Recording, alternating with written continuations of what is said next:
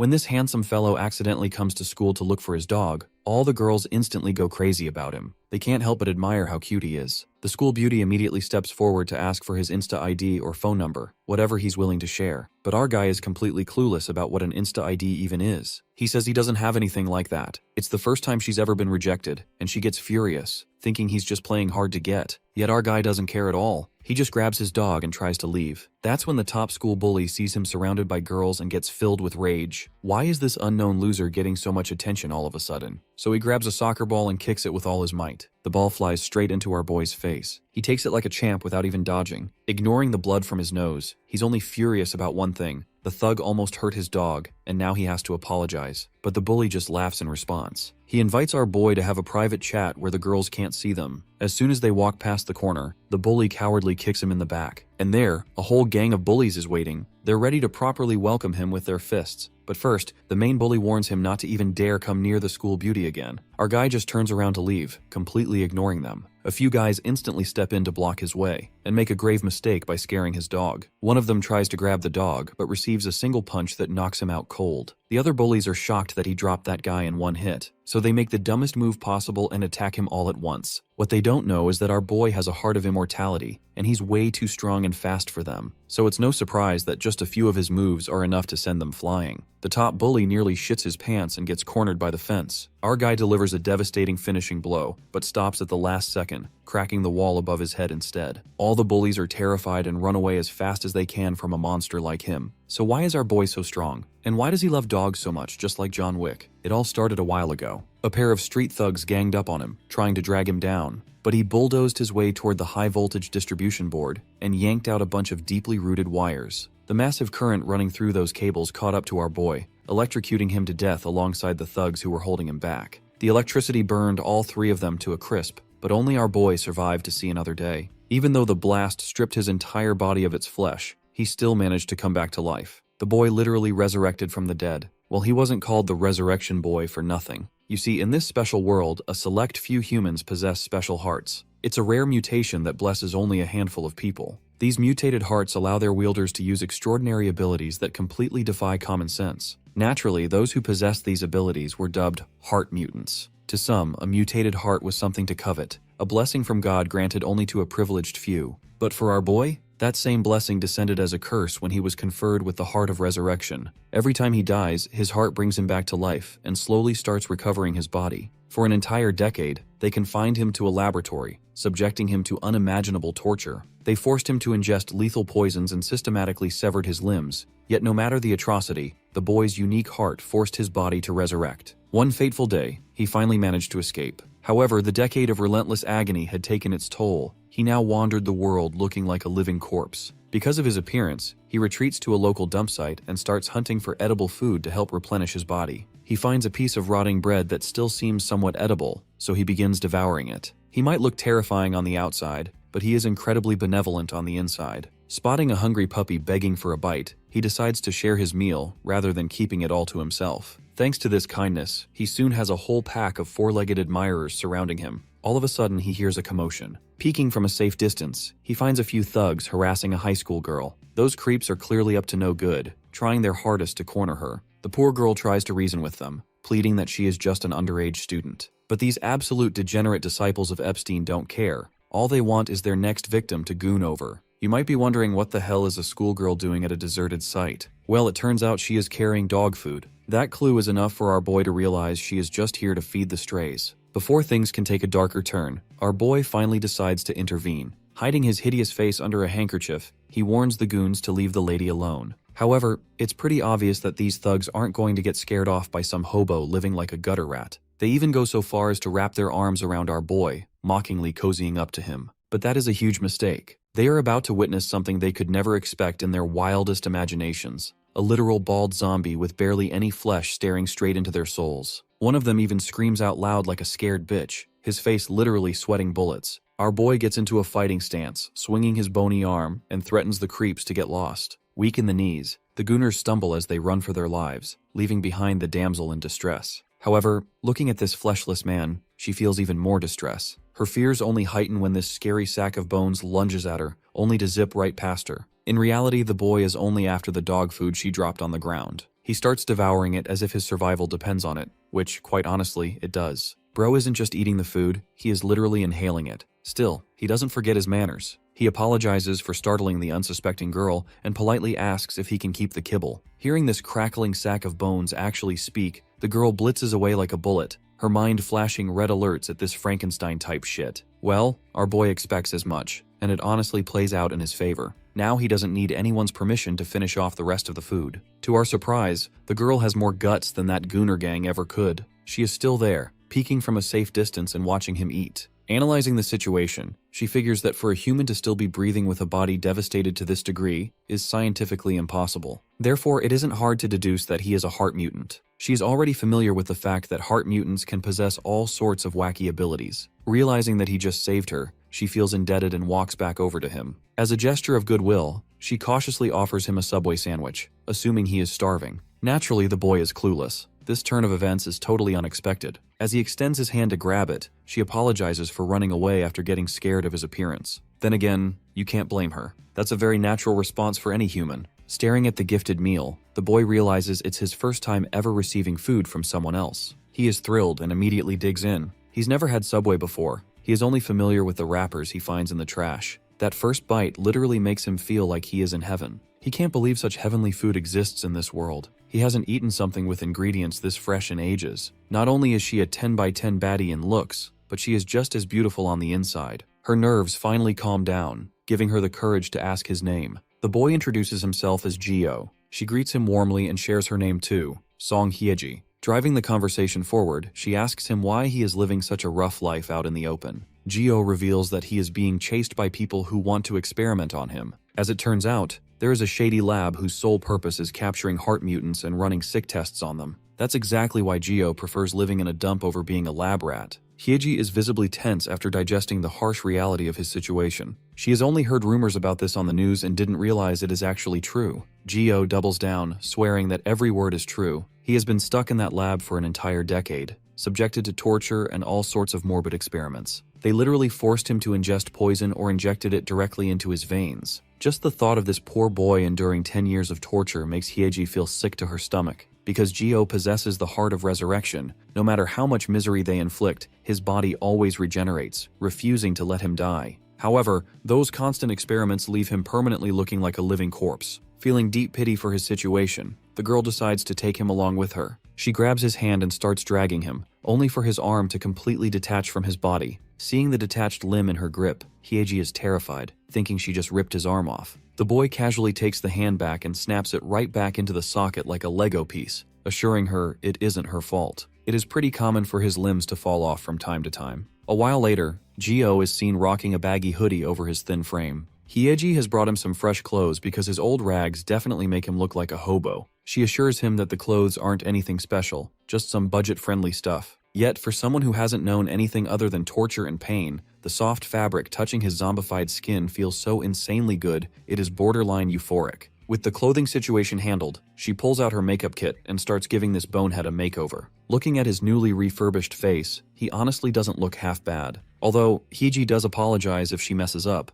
admitting she has exactly zero experience doing makeup on bare bones. Our boy, however, is thoroughly satisfied. In fact, he is incredibly grateful for everything she is doing for him. Suddenly, her phone alarm rings, making her realize she is running late for her academy. In a hurry, she wishes him farewell and dashes off in the opposite direction. Before leaving, she asks him to take care of the dogs for her. Well, it looks like Gio might be falling in love. And since she entrusts him with the dogs, he is desperately hoping she visits again tomorrow. You see, our boy has never had the privilege of experiencing the compassion he deserves. Back in the day, those soulless scientists only saw him as nothing more than a test subject. Even after escaping the lab, anyone he meets just gets scared and runs in the opposite direction. But Hiji is different. Instead of running away or giving him looks of scorn, she is the only one who treats him with genuine kindness. He is also grateful for the little puppy that kept him around long enough to meet her. So, he decides to officially make the pup his companion and begins brainstorming a suitable name. He eventually settles on calling the dog Potato. With that settled, he once again starts drowning in sweet thoughts of Hiji. The delicious fresh taste of that Subway sandwich still lingers in his mouth,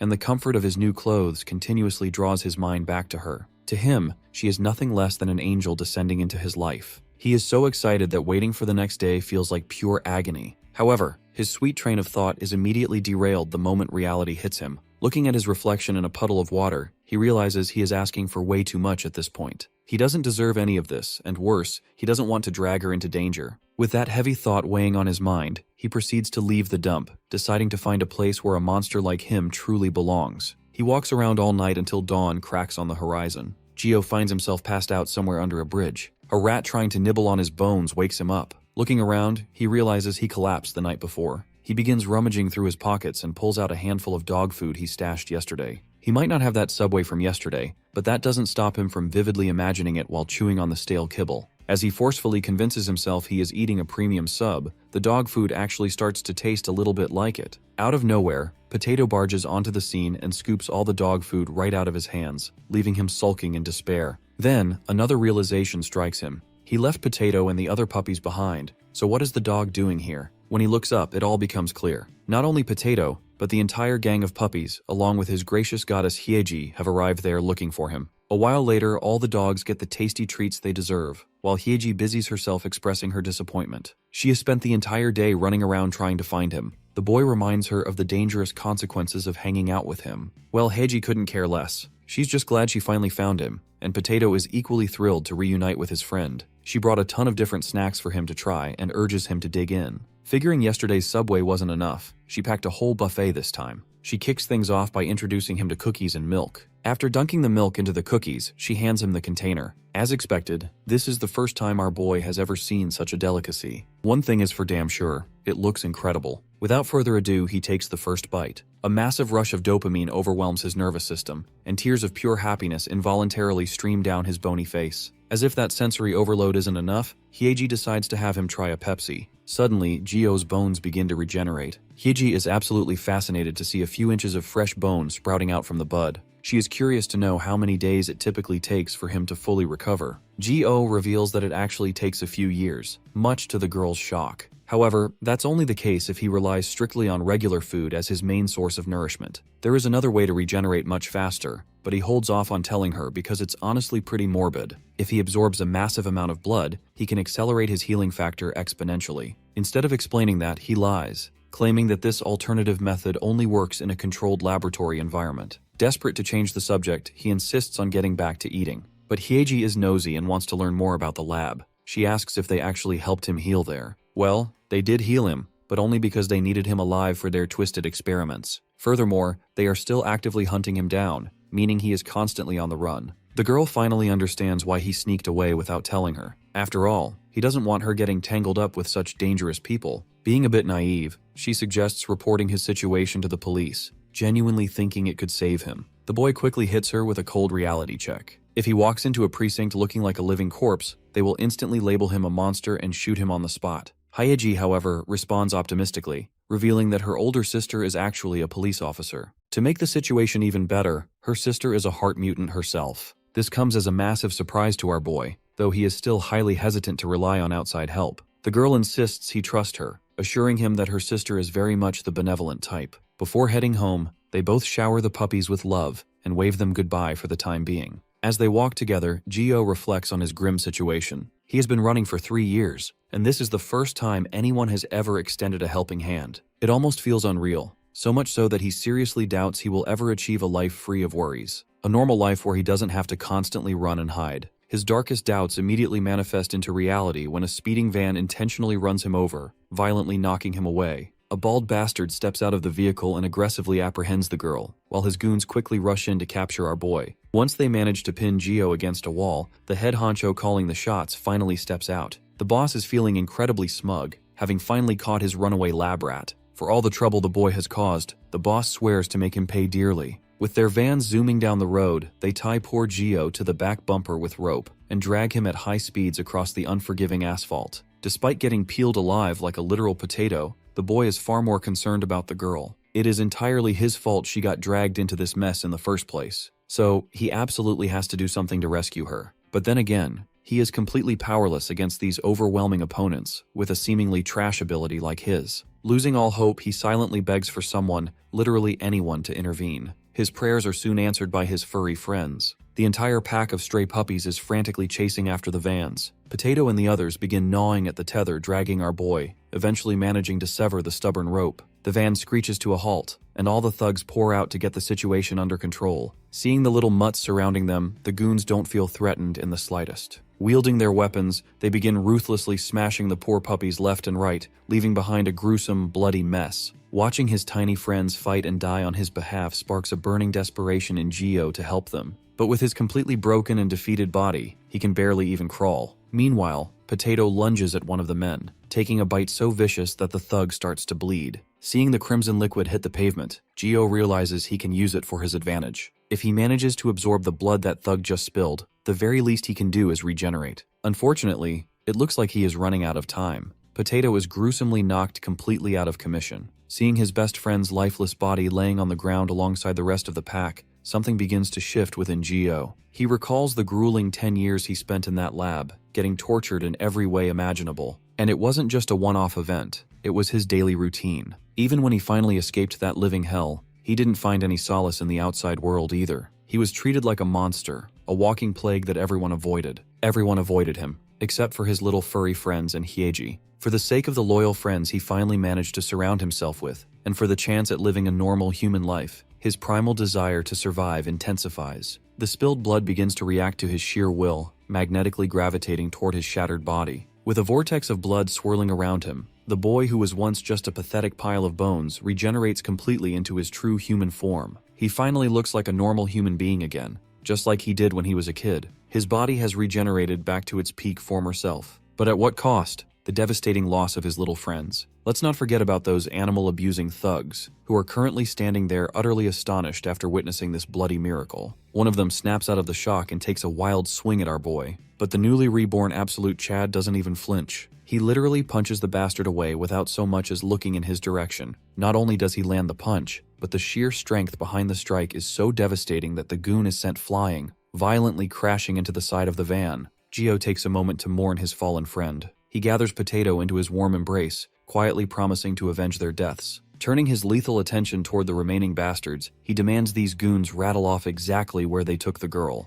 Or else, he literally has first-hand experience with the most painful torture techniques known to man. The scene cuts to an abandoned warehouse, where the earlier cars park their latest hostage. Hiji pulls the bag off her head and demands to know an explanation, but before she could even process anything, she stares in horror at the dozen thugs. All of a sudden, fear sets in, and she begins to wonder where she's even at. The warehouse is filled with discarded human corpses being slaughtered and experimented upon. One of the men grabs her by the hair, insulting her for being a loud kid. He wonders if she's such a loudmouth because she's got multiple lives to spare, but the good thing is that he only cares about the skeleton dude. The guy blames Hiji for helping one of their escaped test subjects. That's why he warns her not to get on their bad side, or else she'll be 6 feet under the ground. After all, in this warehouse, dead people don't mean a thing at all, so her life wouldn't matter. Suddenly, the boss gets a call from one of his men, and he demands to know the situation of their test subject. Bro gets to learn about the whole story on how the dogs sacrificed their own lives just to save the half-dead skeleton,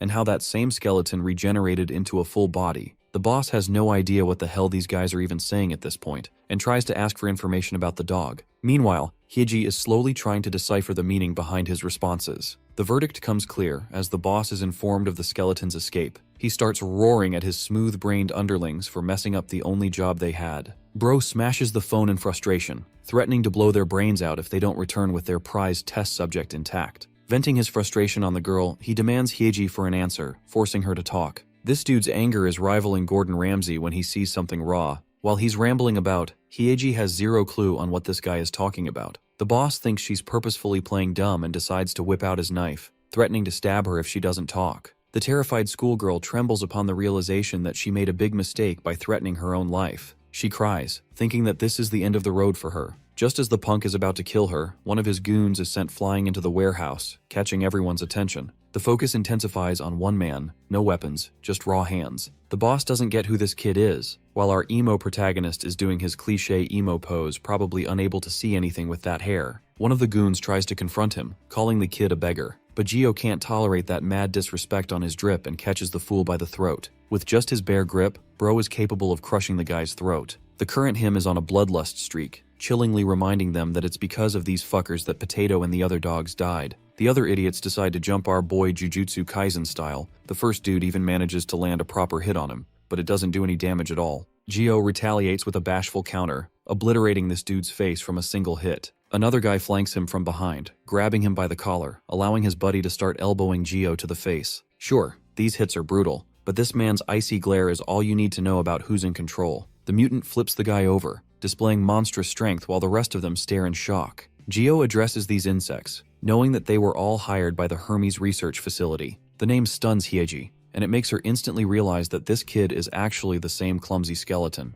The fuckface of a boss decides to grab her by the hair again, shocked by his own realization. They couldn't track him down all this time because of his regeneration differences, but now that they're clear on his identity, Gio literally gets fucking shot. Bro pulled out his American-style Glock no jutsu to kill the Immortal kid. The boss signals every single one of his men to tap into their American spirits. And with that spirit, those who are watching must also bang that like button. The shots are fired from every single direction, obliterating Gio's body, pouring down like hellfire. Their goal is to shoot him to the point his regeneration isn't enough, and that he'll be left incapacitated. The heavy rainfire doesn't stop. In fact, Gio only suffers extreme punishment from each piercing wound. He can feel his very own flesh ripping apart, bones severing and shattering, lungs ruptured, causing difficulty in basic breathing. Watching him get tortured and mauled like that reduces Hiji to tears as she begs these merciless men to just stop. Our boy ends up on the ground, completely defeated from the previous shots with blood leaking from every direction. Parts of his body are straight up gone from how many times he was just shot.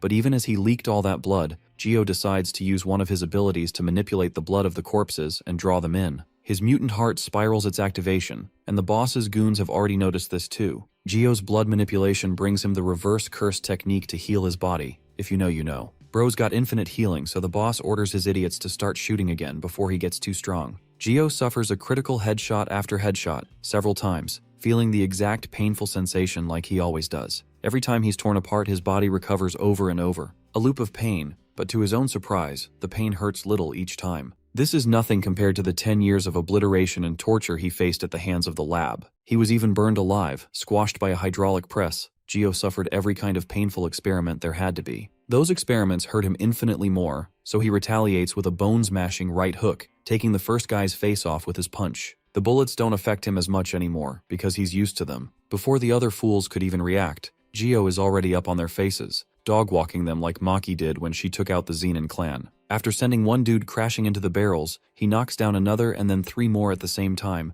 bolting full speed. Every time he remembers Potato's innocent little face, he becomes John Wick and slaughters everyone in his path. Those dogs were mere children to him, and they died protecting him. The boss, now terrified for his own life, threatens to shoot the girl if Gio comes any closer, but our boy's straight up speed blitzing and decks a heavy punch in his mouth. The hit is nasty and pulverizes the leader into a container, knocking his ass down. The same boss is still alive, but not for long as he begins pleading for mercy at the edge of his life. The game is over because Gio isn't going to forgive the way these fuckers took away his dog. He blasts the guy's face into the ground, squashing his face with more and more hits. It becomes a literal bloodbath with our boy rocketing dozens of punches until the guy turns into a swollen pulp. With his rage subsided, Gio stops, his fist dripping in blood as every single member in the warehouse has been brought down. The fight is over, so he walks up to Hiji, who is shivering in fear that he'll hurt her too. Being the angel she is, she asks if he's okay after being so wounded, but all he does is melt in her embrace, weeping at the comfort of her being alive. Poor guy has been having it rough and feels massive guilt that the dogs threw away their lives for him. He was terrified that she might have met the same fate, and seeing her alive means everything to him. It's a heartwarming scene as Hiji comforts him with the hug, stating that she should be the one to thank him for saving her life. A while after the whole shit show, police officers came to arrest the culprits responsible, as well as uncover the situation of the corpses in the warehouse. Their verdict is that there was some kind of internal organizational conflict. While they're spurring about, Gio and his baddie are out spying on the situation. Hieji's older sister doesn't think it's a good idea for them to get involved, especially if there's a mutant person, and she even vowed to handle the situation on her own. For now, our duo just needed to focus on leaving. The girl starts going crazy, but Gio is alongside her. They've brought all the bodies of the dog gang. Rest in peace to these fallen comrades, Baduk, Siru, Tatengu, Choco, Bayal, and Maru. The schoolgirl blames herself, believing that it's because of her involvement that they were hurt. She couldn't help them or look after them. All she did was give food to them. Her tiny contribution must have felt like everything to these dogs, and they threw up their entire lives to save them. But Gio comes along biting his own finger, refusing to let Hiji eat the blame, expressing that it's because of the blood he drew from them that caused them to die. She turns to him confused on what he's about to do, to which Gio explains that his whole shtick is healing with blood absorption. So if his blood is so special, then he wants to try and attempt sharing it with the dogs to bring them back as well. The cut from the finger starts to heal, so all of his blood is absorbed back, not allowing our boy a chance to help the dogs. He tries to bite his finger again, this time gnawing it so hard that it gushes out more blood. Hiji can't watch him torture himself like that, and begs the idiot to stop because the dogs would only feel worse. Unfortunately, the poor guy is at his wit's end. He's just devastated by the fact that the dogs would resent him. In reality, Hiji emphasizes the opposite. They actually really loved him. The same dogs did not trust ordinary humans, but they had a fond affection for the monstrous test subject. Of course, our boy didn't know that. Hiji explains that each of these dogs were previously abused, thus destroying their trust in humans. That's just one more thing for us to feel sad about. Why is someone cutting onions? Joe had no idea they were abused and treated them like they were always gentle, but Hiji teaches him that causing himself hurt would only make the little ones sadder. She's even proud that they had so much trust in him, proving that they felt familiar with his condition. A sad Gio ultimately accepts his fate, when all of a sudden, a cute little puppy winds its way to the duo. It's actually Potato's child, and oh my god, it is the cutest furball in the world. The tiny little thing finds itself drawn to Gio, before staring at him with intrigue and wagging its tail. Instead of hating him like Gio anticipated, the puppy actually shows fondness and affection by licking his hands. This cute baby actually ends up sleeping right next to Gio's comfort, confirming that the pups all like him. With the little one out cold, Hiji wonders what they should even do at this point. It's not like they can leave a newborn pup behind all alone. She entertains the idea of taking it home, but Gio's case is still an issue, as he got mistreated by an organization actively hunting him down. Hiji runs off to make an immediate call to her big sister, and then she explains to her about what they did. Our boy is dead lost on what's going on, but in the next scene, we arrive at our next destination. Our boy hasn't seen a room this luxurious and huge before. In fact, he still thinks he's walking on eggshells and formally asks if he should come inside. Hiji reminds him that this is the same dumbass who protected her, so she's the one with a debt to owe. Then there's the fact that her older sister wants to meet the heart mutant. In fact, Hiji's sister is investigating a case that is connected to the Hermes facility. The first time our boy glances in the mirror, he literally screams into his own reflection. Bro can't even believe that he got prettier and finally has a proper body. All this time he was under the impression that he didn't heal fully. Ever since he was a little boy, his face never regenerated fully, so he had no idea. Even at the lab, the regeneration was slow, and each time he regenerated is also the same time he got experimented upon. It's his first time actually experiencing his proper appearance, and the more Hiji listens to him, the more she realizes Bro's story is cooked. But more than that, something else has been bothering her as of late. She is curious to know what she should call him now that he's regenerated and doesn't look so old. Guessing his own age, Gio forgets how long it's been. The boy entered the lab at age 7, and he took the annual test 7 whole times. Then he flunked 3 full seasons, meaning he's currently sitting at around 17, which makes Hiji spurt her drink out. She can't even believe that Bro is the same age as her, and all this time he didn't even say a word when she was treating him like a senior. Pookie Joe blushes and expresses that he just liked being seen and didn't care much at all. Watching this side of him, she really finds him adorable and asks them to speak on casual terms. It's dinner time, so she asks him to wash up. Soon the puppy is digging in, and so is our boy. The meal is delicious, even though it's simple. Hiji even explains that she's a terrible cook, but she's happy that he's loving everything she serves. Gio is ecstatic that he gets to eat premium food after years of enslavement, while Hiji apologizes on her sister's behalf, who apparently can't come home today because of work. Dinner is wrapped up with the whole fleet of meals finished. She asks him to sleep on the couch for the night. Gio doesn't even treat it like an insult and prefers sleeping on the floor, but she urges him to use a blanket and do whatever he wants. Hiji heads out, emphasizing that she's got homework to wrap up in her room, so he's gonna have to sleep first. The lights are put out, leaving our boy alone as he watches his reflection on a modern TV. He finds flowers everywhere in the house, unlike the cold environment of the lab, and then there's the extremely soft sofa he's sitting on. The puppy digs its meal before ending up throwing up. Panicking, our boy comes to its rescue as the baby vomits. It lets out a burp before resuming its eating session again, much to our boy's confusion. All of that was just a huge scare from this furball, who probably doesn't even know that he exists. Gio is happy that it's nothing serious, and ends up sleeping on the sofa, finding extreme delight in the soft texture. To make things sweeter, his tiny pup is sleeping with him too. At this point, Gio wonders what he should name the little one. Because this is a Potato's child, he comes up with several names like Potato Fry, and settles on calling him Fritter. He watches the munchkin disappear into sleep, experiencing true happiness and delight. Today, he had a delicious meal, a proper bath, and finally a loving sleep. I don't know about you guys, but this character kind of reminds me of Denji. But despite having all of those things, Gio is aware of the cold reality that everything that has been given to him can be taken away. He remembers the horrific memories in the lab, how the test subjects were all making a run for it, while the facility unit mobilized to neutralize them. One sudden explosion sent the subjects flying, smashing debris on most of them.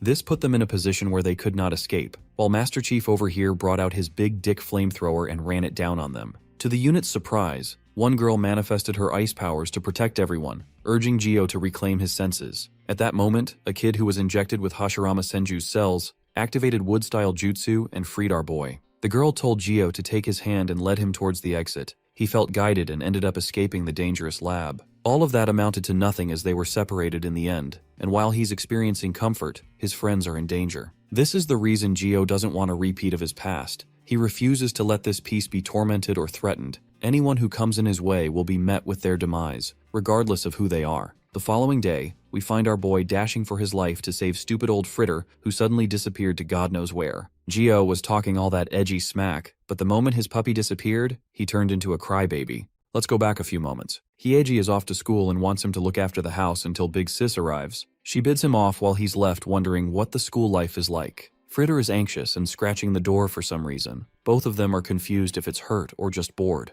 It's here when our boy decided to have the excellent idea of taking the pup for a walk, but Hiji thought it was risky on his part. Bro was chilling with his new face and didn't have anything to fear, while the girl felt okay with his reasoning. She urged him to take the leash if he's going to take the pup out, and even shared the house password for easy access. Moments later, Bro was out here struggling for his life trying to tame the puppy with the leash. The naughty little French fry felt constrained and wanted to take it off. It was really pissed, which made Gio wonder if he wrapped it too tightly. Bro was having traumatic memories of the time he was personally constrained to an electric chair, shocked and burned to no end. But this is the safest path to ensure that the tiny French fry doesn't go out attacking other people's legs. While this man is trying to come to terms with his actions, Bro suddenly realizes Fritter is already gone. Reality shatters because the intelligent little pup already broke free and escaped. And that brings us to the current moment, where this man is bolting for his life with tears spilling out from every orifice. He dashes through the streets, looking for an answer in every dumpster or even underground.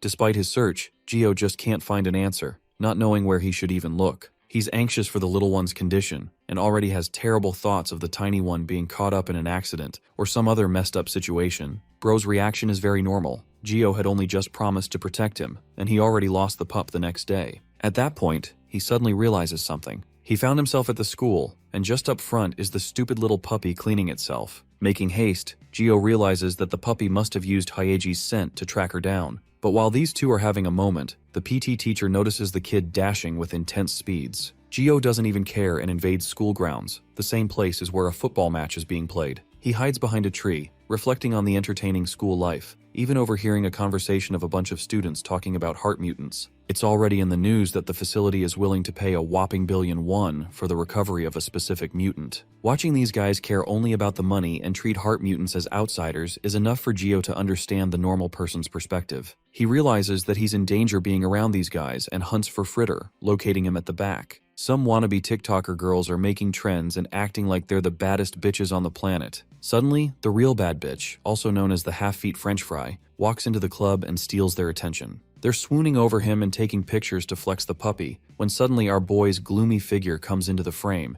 scaring the ever-living crap out of them. The girls think he's creepy, calling him a pervert while Gio doesn't know what to do. He apologizes with a flustered face, earning the affection of the girls. They assume that he might be some kind of freshman for his clothes, even a transfer student. But he apologizes for interrupting a recording. Hilariously, the girls even offer him to join them, but he rejects that. The baddie among them asks for his Instagram. It's the first time Minjong's made an advance on a dude, so this is shocking. This same girl has 100,000 followers, so she's a bona fide influencer. Minjong actually wants to use this guy as engagement bait because he's cute, and she thinks she's so high and mighty that no one is going to ever refuse him. Except Gio refuses her, stating that he's got no interest, obliterating the bitch's ego in seconds. He lowers his head in an apology while Minjong and her friends process the shock of her getting rejected, and I'm telling you, this girl is about to explode. Bro simply takes his dog, ignores her ramblings and cares only about Fritter's safety. At that moment, a red-haired punk comes along, questioning where this new guy came from. Taigu has the hots for Minjong, and his buddies all think that this shy kid is deliberately using his puppy to talk to her. He gets pissed, unable to accept that someone is preying on his meal, so Taigu grabs the ball and decides to slam it full speed to teach him a lesson. The ball makes contact and zooms straight towards our boy, who doesn't even know where it came from. Gio casually glances at it without moving, so the ball literally smashes his face with full recoil, shooting back up. The girls look over to check on him, realizing that Gio's bleeding all over the place. Acting all innocent and cute, Taigu pretends that it was all just an accident, while Minjong scolds him for nearly hitting her with it. What really pisses our boy off is not the fact that he got slammed in the face, but that his puppy over here nearly got hurt. The same puppy is looking like it will devour a leviathan right now. Taigu laughs. The big mouth tries to belittle our boy but suddenly realizes his crush is watching. So he diplomatically handles the situation, pretentiously acting like he cares about Gio's condition. Our boy simply lets this guy off with a warning because he threatened a pet's safety, but because Taigu apologized, he's okay with everything and walks away. Taigu could have let this situation go with how it was resolved, but this guy has stuck up his ass for some reason. Meanwhile, our boy is just happy he didn't lose his dear pup in the process, and thanks to today's adventure, he even got to see what school looks like. His only impression of it is that the environment looks fun,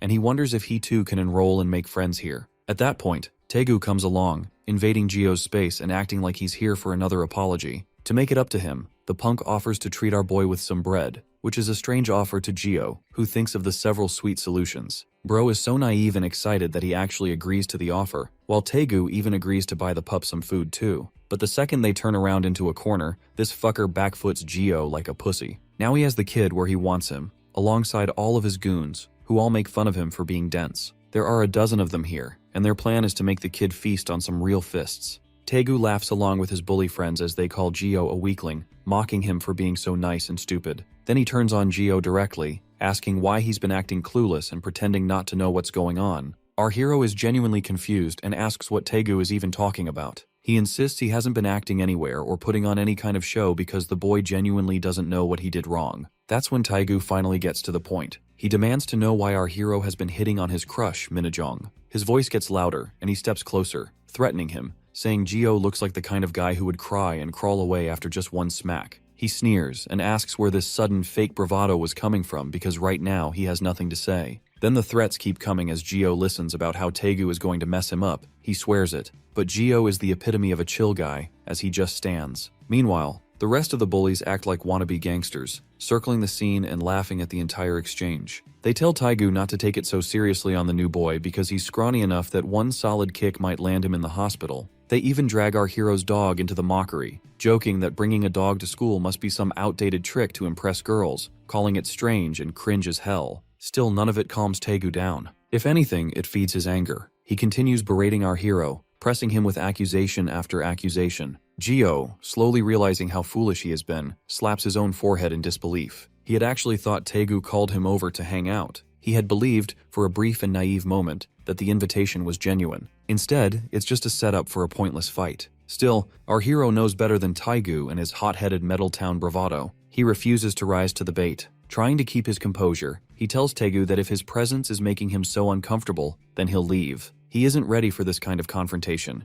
and he refuses to play along with whatever twisted version of macho fight Taigu is trying to stage. Just as Gio is about to walk away, one of the bullies steps in front of him and blocks his path, sneering that he actually has the nerve to leave as if nothing has happened. This time, however, Gio's voice is firm. He tells the boy to move out of the way because he is frightening his precious puppy, Fritter. Even the little Fritter looks angry. Irritated, the bully raises his hand and tries to slap our hero across the face, calling Fritter a mutt, just like Gio, simply because the poor puppy dares to bark at him. But before his hand can even make contact, our hero moves. In the next second, his fist connects cleanly with the bully's face, sending him flying backward like a baseball hit straight out of the park. He lands hard on the ground, sprawled out and stunned. For a moment, everyone just stares. They are puzzled, almost offended by what they are seeing. Why is their so-called hunk lying on the floor, groaning in pain? Then the realization crashes over them all at once that this scrawny kid actually swings his arm and dares to hit their friend, and sends him flying. Angry, they charge at Gio, but what they do not understand is that Gio is not bloodthirsty, but he will never stop defending himself. Something fierce lights up inside him, and within seconds he is moving with startling speed. He lands punch after punch, and it's literally raining men in the alley. And through it all, Fritter remains safely tucked in our hero's arm, protected and surprisingly calm. Finally, our hero stands before Taigu.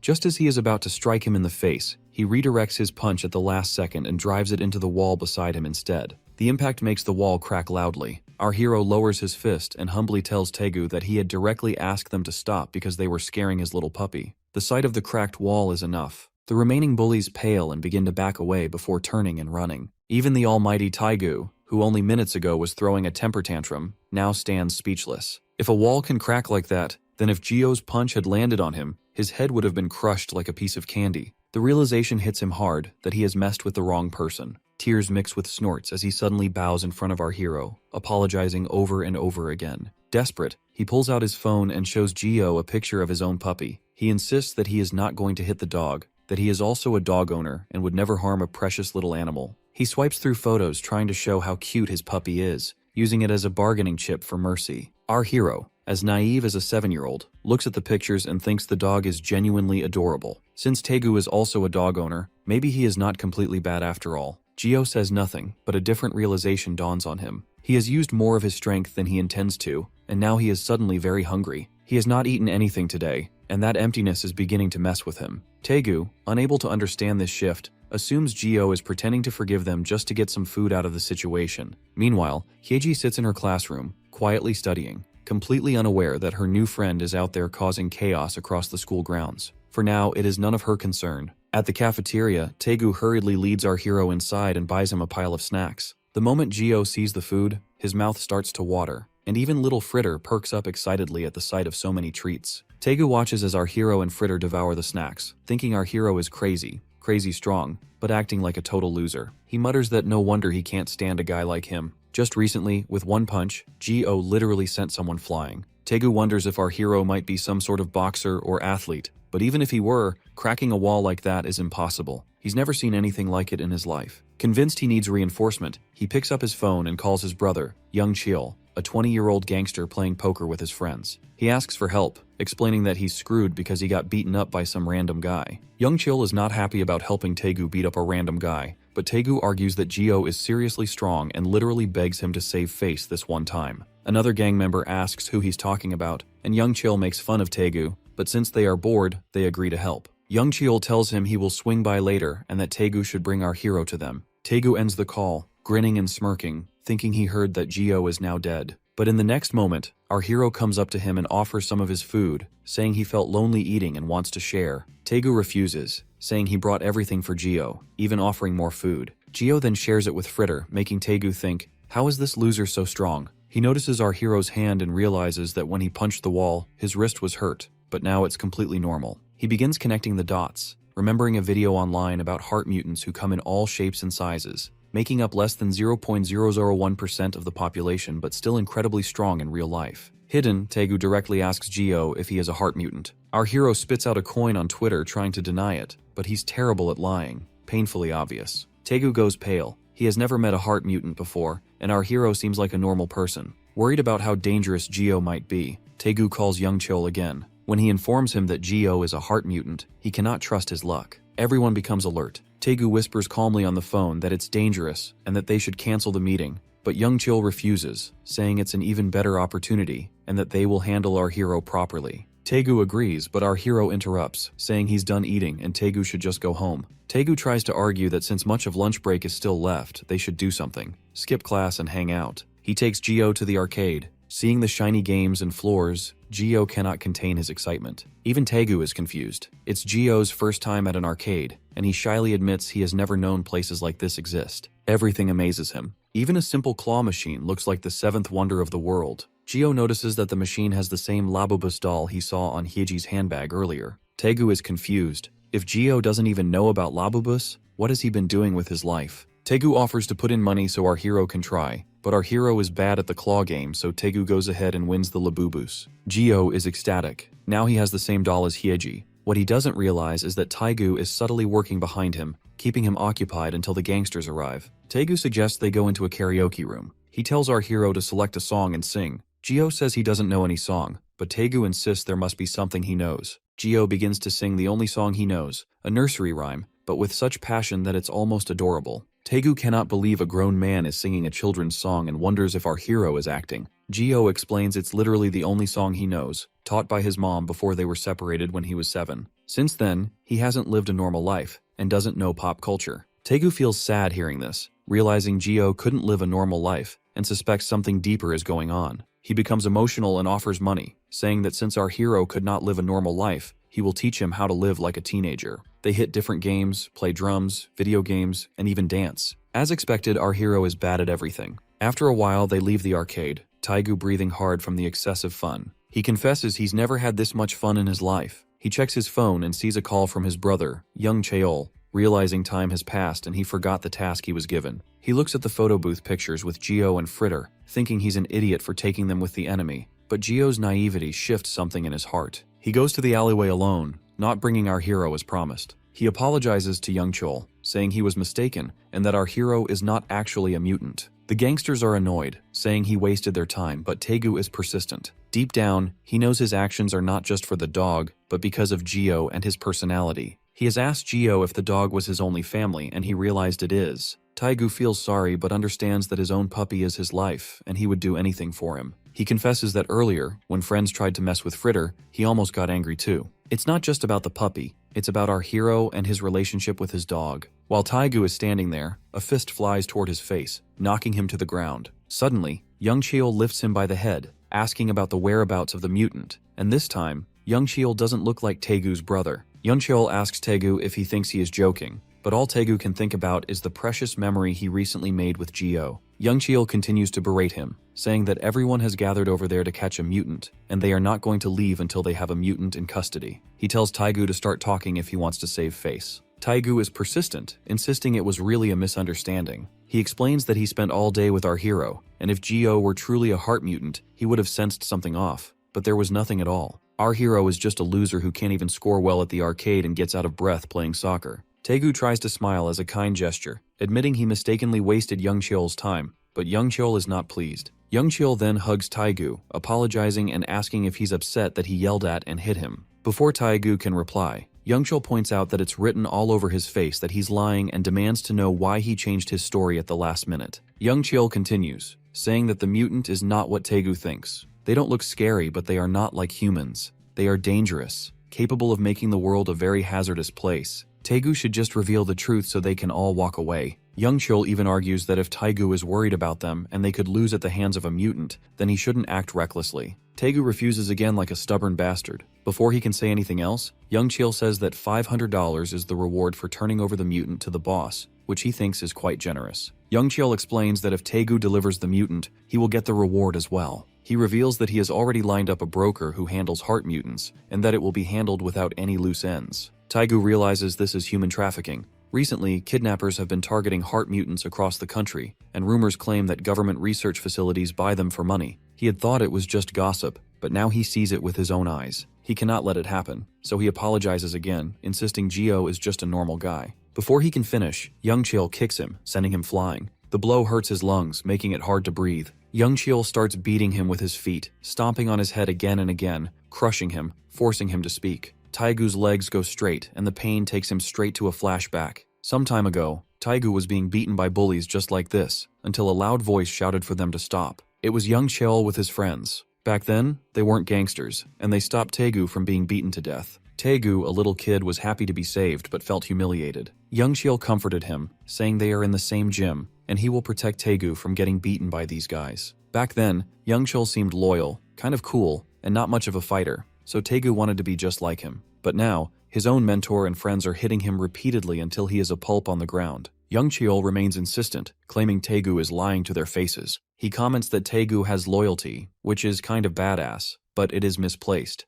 It should belong to him. He warns that if Taigu is thinking about selling the mutant to another broker, he might get 200 or 300 at most, but he will be directly in danger. He signals his gangsters to bring in a chain, wraps it around his hand, and says he will show Taigu how to live like a gangster. This time, Taigu does not hold back, saying they are completely uncool. Young Cheol almost stops breathing, shocked. Even Taigu is confused why he is instigating young Cheol. The angered young Cheol prepares to strike as Taigu tries apologizing repeatedly, insisting he misspoke. But just as young Cheol is about to hit him, a strong hand stops him. It's our hero. He says that if young Cheol hits someone with chains wrapped around his hand, it will cause massive injury. Everyone is confused because how dare this weird kid stop their boss? Even Taigu is stunned, wondering how the hell our hero even found out where they were. Geo crouches down, saying that he came to look for Taigu because he was taking too long to arrive. Taigu tries to warn him to run and confesses that he was the one who called them to beat him, even telling them that our hero was a heart mutant. Gio is confused and asks why he would do that.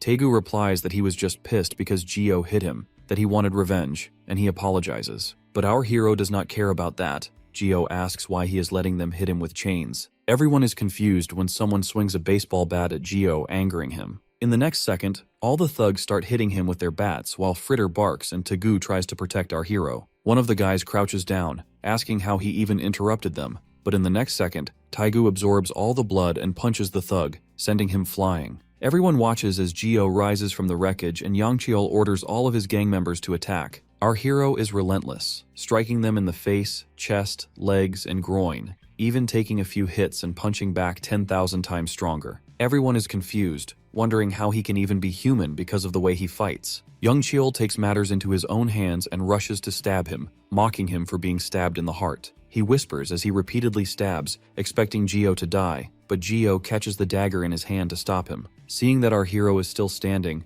Yangcheol grows a little scared, thinking what kind of heart can be stabbed and remain unharmed. Our hero knows the answer, but says he doesn't need to reveal that secret. He then stabs Yangcheol in the leg, causing immense pain. Meanwhile, all the thugs flee, thinking they are no match for a mutant, but Gio is not ready to let it go. Now that they know he is a mutant, none of them get to run. He beats them all into a pulp. Once he is done, Taigu, also brutally beaten, crawls toward him, saying he will call an ambulance. Gio reassures him that he is fine. Taigu is confused, thinking about how our hero got stabbed, and apologizes once again. He raises his fist and hits himself repeatedly, cursing himself for his mistake, admitting that he was ready to sell his friend for just some cool points. He confesses that he used to hang out with those guys all the time, and back then, everything seemed okay somehow. He thought that was what being cool looked like. But now he realizes that all these men were dangerous and he shouldn't have been in bad company. Suddenly, Gio hands Taigu a cloth to wipe his nosebleed. It's actually a puppy pee pad, but Taigu doesn't care and uses it anyway. He mutters that someone like him doesn't even deserve to be called a friend. Our hero just smiles, saying he's glad Taigu thinks of himself as a friend, and that is enough for him. Hearing this, Gio once again touches Taigu's heart, and Taigu in turn embraces him. It's clear to Taigu that our hero is really the cool guy in all of this.